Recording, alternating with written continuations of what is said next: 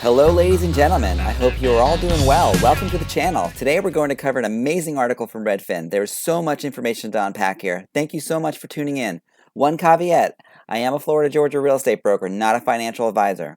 Alright, let's begin.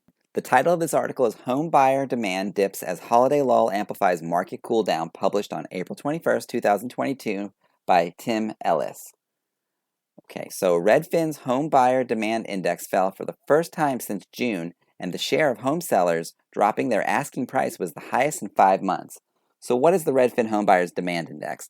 The Redfin Homebuyer Demand Index is a seasonally adjusted measure of requests for home tours and other home buying services from Redfin agents, Redfin partner agents to whom the company refers business. Okay, so home buyer demand softened further over the last several weeks as a typical slump in buying and selling over Easter and Passover weekend amplified a recent slowdown triggered by surging mortgage rates and housing costs. Roughly 1 in 8 sellers cut their list prices during the 4 weeks ending April 17th, the highest share in 5 months, and asking prices declined slightly from the previous 4-week period. Redfin's Homebuyer Demand Index, a measure of requests for home tours and other home buying services from Redfin agents, fell 4% year over year during the holiday week in its first drop since June. Mortgage applications and online searches for, quote, homes for sale, quote, also slumped.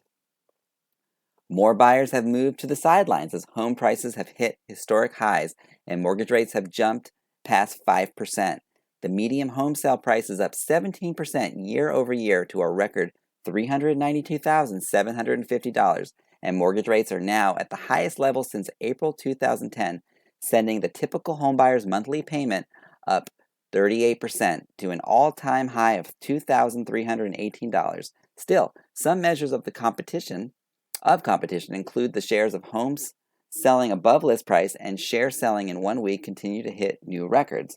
So, we're still in a seller's market, however. Redfin suspects things will continue to slow down. Many would-be homebuyers are exiting the market, however. Okay, the lull in home buying and selling activity that we saw over Easter and Passover is likely to continue well past the holiday weekend, said Redfin chief economist Daryl Fairweather. The forces causing many home buyers to pump the brakes are still in place, increasing mortgage rates and record high home prices. We expect price increases to slow and buyers in bidding wars to face fewer competing offers, but substantial relief for home buyers is unfortunately still well beyond the horizon, since the housing market is still tilted further in sellers' favor than at any time in history. So, folks, buyers are sitting on the sidelines.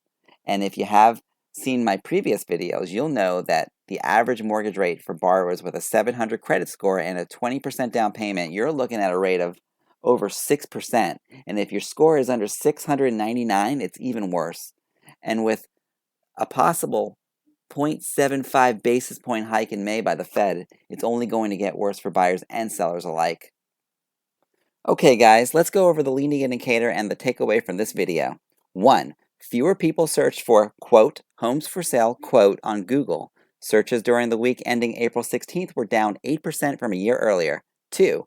The seasonally adjusted Redfin Homebuyer Demand Index fell 4% year over year during the week ending April 17th, the first annual decline since June.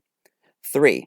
Touring activity from the first week of January through April 10th was 45 percentage points behind the same period in 2021 per showing time. 4. Mortgage purchase applications were down 14% from a year earlier, while seasonally adjusted index decreased 3% week over week during the week ending April 15th. And finally, for the week ending April 21st, 30-year mortgage rates rose to 5.11%, the highest level since April 2010. I think our market, as crazy as it is in transition. However, real estate is local, and every market will respond differently. Guys, this isn't going to happen overnight, and I can't even promise you there will be a crash, but we are seeing downward pressure on the market, which is a good sign for buyers.